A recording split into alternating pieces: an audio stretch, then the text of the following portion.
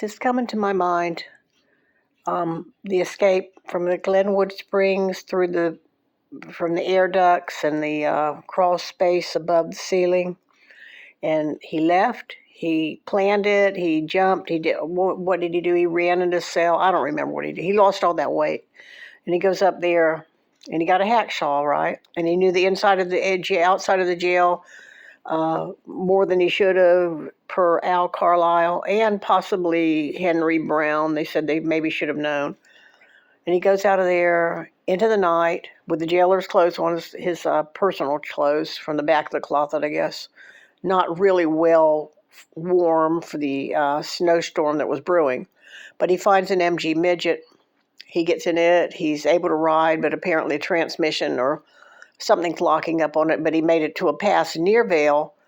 A soldier offers him a ride who was on leave from South Carolina, Fort Bragg, I believe. They make it to, I guess, Vale. They make it there somewhere. And from there, he caught a Trailways bus to Denver.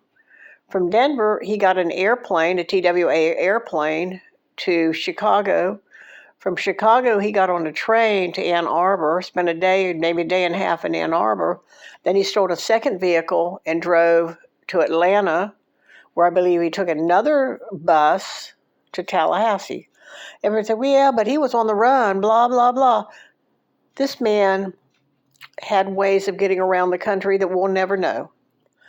This wasn't a one and done. His mechanizations of traveling were well rehearsed and were well within him. In other words, we don't know how many credit cards historically he may have used to go traveling on TWA.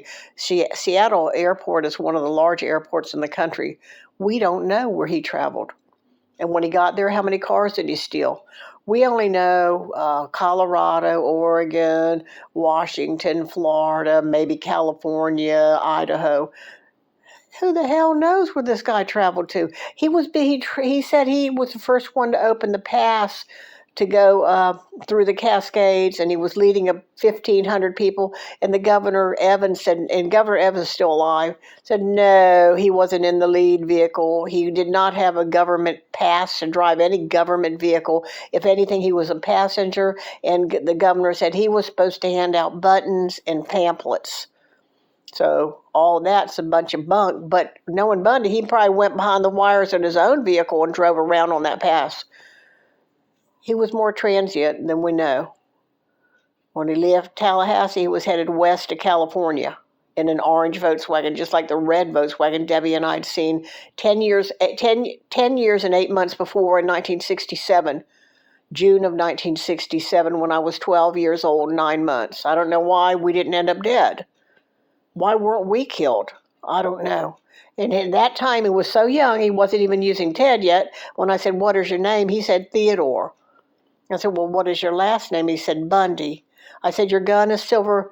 I said, your name is Bundy like my clarinet, and your gun is silver like Debbie's flute.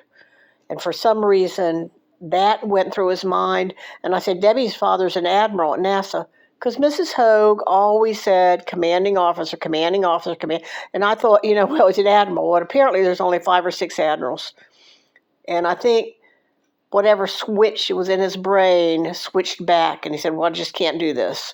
So anyway, his ability to travel from one side of the country beats Koberger by a mile, okay?